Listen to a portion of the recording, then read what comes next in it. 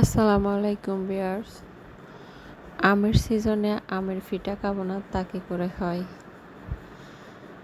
প্রথমে আমি একটা মিক্সিং বলে একটা ফাঁকা আম নিয়ে খোসা ছাড়িয়ে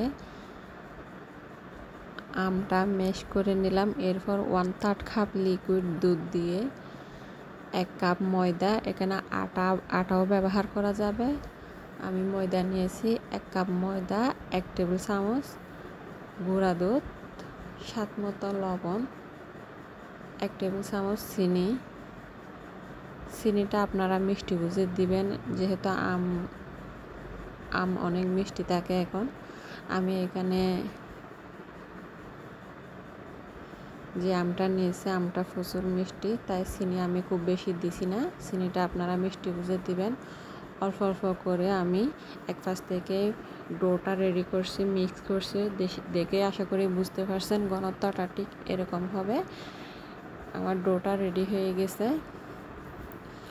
অসম্ভব স্বাদ হয়েছে নাস্তাটা। মাত্র আম আর ময়দা বা আটা যে কোনো একটা দেওয়া যাবে। একবার হলেও ট্রাই করবেন, যেহেতু আমের সিজন।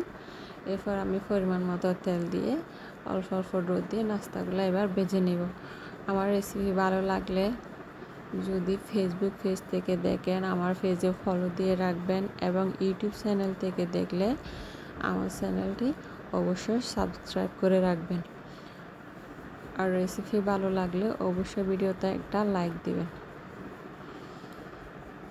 মাশাআল্লাহ, দেখুন একদম ফুলকো নরম তুলতুলে আমের এই রসবরি ফিটা আমের সিজনে একবার হলেও ট্রাই করে দেখবেন। ঠিক সেমভাবে এই আমের রসবরি ফিটাটা কাঁঠালের রস দিয়েও করা যাবে। ফাঁকা কাঁঠালের রস নিয়ে সেমভাবে নাস্তাটা তৈরি করে নিতে পারেন। মাশাআল্লাহ, অনেক সুন্দর, অনেক স্বাদ হয়েছে। একবার হলেও ট্রাই করে দেখবেন। সবাই ভালো থাকবেন, সুস্থ থাকবেন। আল্লাহ হাফেজ।